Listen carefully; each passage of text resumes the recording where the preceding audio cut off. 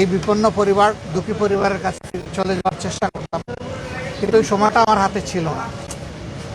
যার কারণে আমি আমার সহকর্মীদেরকে অনুরোধ করেছিলাম যে আমরা সবাই যাব, সান্ত্বনা দিব, তাদের দুঃখের অংশীদার হব এবং আমরা আওয়াজ তুলব।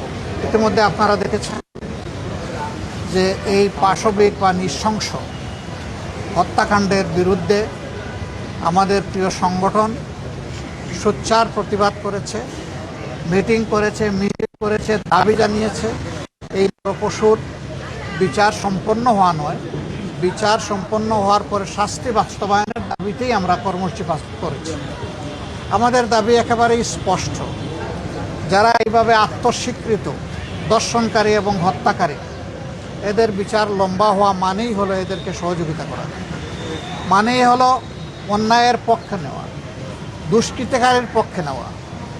এখানে বিচারটা মাননীয় প্রধানমন্ত্রী তাদের বাসায় গিয়ে আশ্বস্ত করেছেন 15 দিনের মধ্যে বিচার সম্পন্ন করবেন।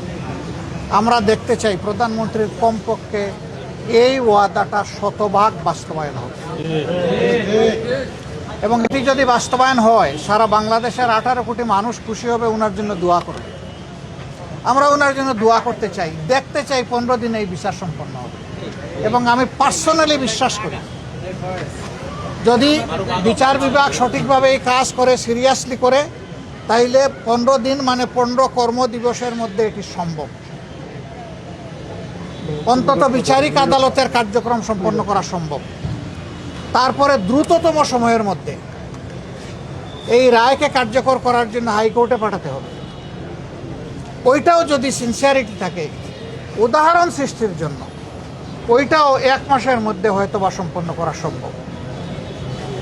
এবং আমি অনুরোধ করব, আত্মস্বীকৃত এই ধরনের বদমাইশদের পক্ষে কোনো আইনজীবী যেন আদালতে না দাঁড়ায়। আমি আহ্বান জানাবো, এটা নিয়ে কেউ যেন কোনো রাজনীতি না করে। এইটা আমাদের ইজ্জত বাঁচানোর লড়াই। এই মেয়ে আমাদেরকে ক্ষমা করবে না যদি এই মেয়ের বিচার সুষ্ঠুভাবে সম্পন্ন হয়ে রায় কার্যকর না হয়। হাসরের দিন আমরা সবাই আসামি হয়ে যাব।